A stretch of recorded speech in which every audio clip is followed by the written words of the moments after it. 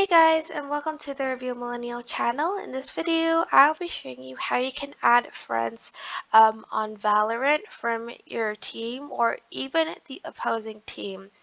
So you're just going to go to career, and for instance, you want to add someone from like a match that you did. Um, let's see which one. For instance, this one, go to scoreboard, and these are the people that you sort of like played with.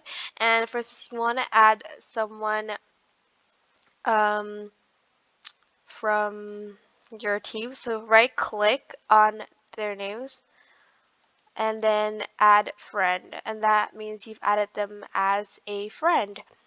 And hopefully that, well, they sometimes accept the request and add you back, but sometimes they don't.